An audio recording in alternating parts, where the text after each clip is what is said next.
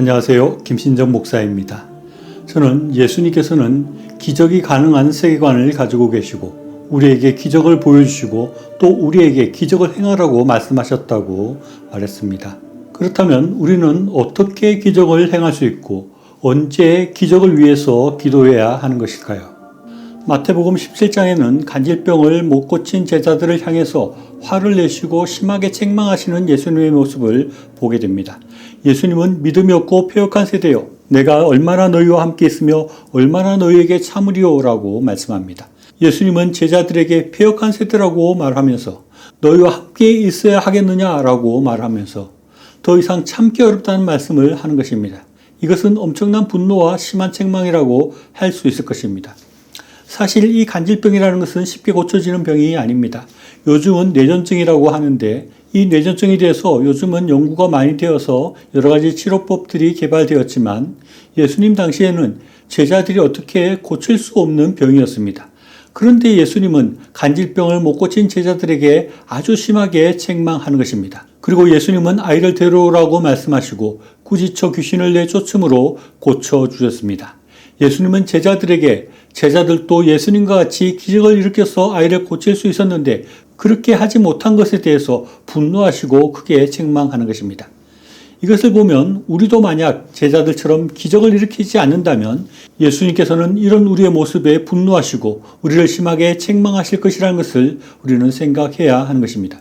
예수님은 제자들이 나중에 와서 우리는 어찌하여 쫓아내지 못하였습니까? 라고 물었을 때 예수님은 믿음이 작은 까닭이라 라고 말씀하시고 믿음이 겨자씨 하나만큼만 있어도 산을 옮길 수 있고 못할 것이 없다라고 말씀하십니다. 또 예수님은 마태복음 21장 21절에서는 이 산들어 들려 바다에 던져지라 하여도 될 것이요 라고도 말씀하십니다.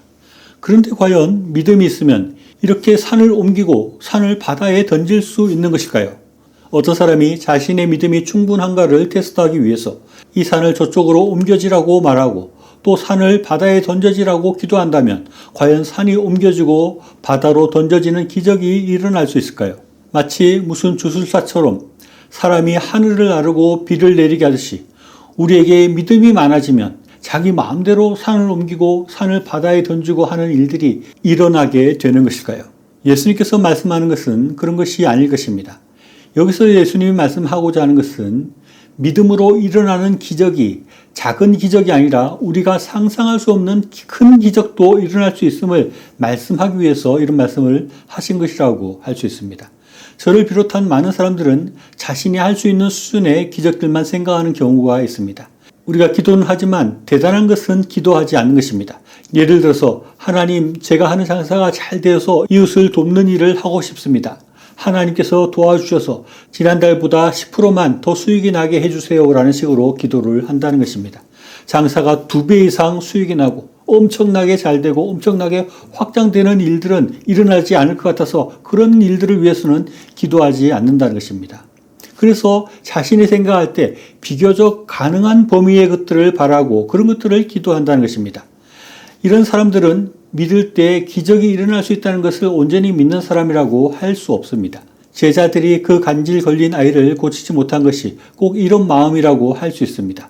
내가 어떻게 간질 걸린 사람을 고칠 수 있겠어? 그 병은 그렇게 쉽게 낫는 병이 아닌데 내가 과연 그런 병을 고칠 수 없을 거야 라고 생각을 한다는 것입니다.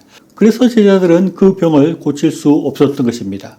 예수님께서는 그런 것을 보시고 믿음이 있으면 산을 옮길 수 있고 바다로 산을 던질 수 있다고 말씀하시면서 우리가 그런 기적을 꿈꾸고 그런 기적을 일으키라고 말씀하는 것이라고 할 수 있습니다. 그렇다면 우리가 주술사처럼 또 이유 없이 우리의 능력을 나타내기 위해서 산을 바다로 던지는 식의 기적을 일으킬 수 없다면 그러면 우리는 언제 어떤 기적을 일으킬 수 있는 것일까요? 기적을 생각할 때 우리가 먼저 한 가지 염두에 두어야 될 것이 있습니다. 그것은 하나님은 하나님께서 만드신 원리와 자연법칙을 존중하신다 하는 것입니다. 하나님이 만드신 이 세상의 원리와 자연법칙은 열심히 공부하고 익히면 많은 것을 알게 되고 유식해지는 것입니다. 그런데 그런 원리를 깨트리는 기적은 잘 일어나지 않는다는 것입니다. 누군가 많은 것을 알고 싶고 유식해지고 싶다면 열심히 공부하고 열심히 책을 읽어야 합니다.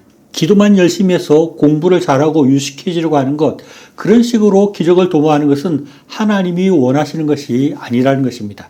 그렇기 때문에 우리가 공부하지 않고 시험을 100점 맞게 해달라는 기도는 응답되지 않을 가능성이 많은 것입니다. 공부하지 않고 기도만 해서 성적이 좋아진다면 그것은 하나님의 원리를 깨뜨리는 것이고, 그렇게 되면 그 사람은 더 공부를 안 하게 될 것이고 그 사람을 더 안 좋게 만들게 될 것입니다. 공부를 열심히 하면 성적이 좋고 공부를 안 하면 성적이 안 좋은 것입니다. 장사를 열심히 하면 장사가 잘 되고 장사를 열심히 하지 않으면 장사가 잘 안 되는 것입니다. 그렇다면 다시 우리의 생각이 돌아가게 됩니다. 앞에서 될 만한 기적을 구하는 것은 신앙적인 것이 아니고 믿음이 없는 것이라고 말했는데, 결국 자연법칙을 뛰어넘는 기적은 잘 생기지 않는다고 하면 결국 기적은 없다고 해야 하지 않는가 하는 것입니다. 그러면 결국 기적은 없고 우리는 기적을 기대하거나 기적이 일어나도록 기도할 필요가 없어지는 것일까요? 그것은 결코 아닙니다. 기적은 분명히 있습니다. 예수님은 우리에게 기적을 보여주셨고 기적을 행하라고 분명히 말씀하셨습니다. 우리는 잘 생각해야 합니다.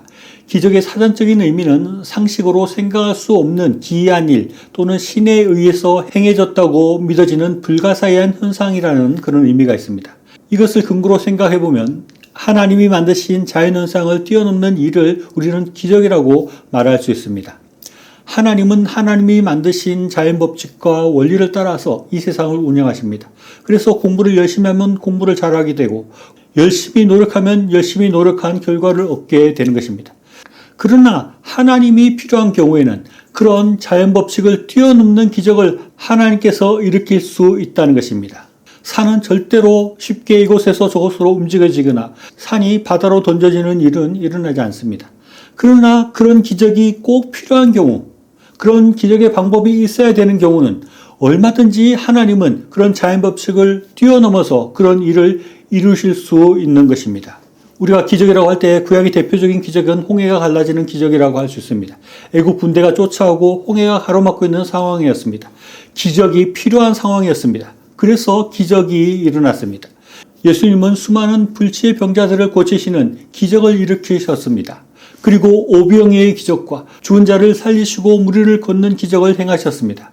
그것을 통해서 이웃의 아픔과 필요를 채우시고 또 예수님이 메시아이심을 보이셨습니다. 기적이 필요했고 그래서 그런 기적들이 일어났습니다. 우리에게도 기적이 필요하면 기적이 일어날 것입니다. 우리는 이것을 믿어야 하는 것입니다. 우리에게 꼭 기적이 필요하다면 우리는 믿음을 가지고 하나님께 기적적인 섭리와 역사가 일어나게 해달라고 기도할 수 있습니다. 의심하는 마음이나 될 만한 것들만 구하는 것이 아니라 하나님이 함께 하실 때 놀라운 일이 일어날 수 있다는 것을 분명히 믿고 구해야 합니다. 그러면 기적이 일어날 것입니다. 특히 우리가 하나님의 일을 하고 이웃을 섬기는 삶을 살아가는데 한계에 부딪히고 일을 잘 할 수 없다는 생각이 들 때, 내 자신의 능력에 대한 회의가 들 때, 그럴 때 우리는 하나님의 기적을 생각하고 기적을 기도해야 합니다. 제자들은 자신에게 그런 능력이 없다는 것만 생각했습니다. 그러나 제자들에게는 하나님의 능력이, 하나님의 기적이 함께 할 수 있었습니다. 그것을 믿고 제자들은 담대하게 기적을 일으켜야 했습니다. 우리는 우리의 능력만 가지고 살아가는 사람들이 아닙니다. 우리 안에는 하나님의 능력이 있고 그래서 우리는 기적을 일으킬 수 있는 사람이라는 것을 알고 우리도 기적을 일으키며 살아갈 수 있어야 하겠습니다. 예수님은 평소에 무리를 걷지 않으셨습니다. 물을 건너야 될 일이 있으면 배를 이용했습니다. 그리고 예수님께서 평소에도 오병이어의 기적을 일으키는 그런 일들은 하지 않았습니다. 보통 사람들과 똑같이 생활하셨습니다. 그러나 기적이 필요할 때 예수님은 주저하지 않고 기적을 일으키셨습니다.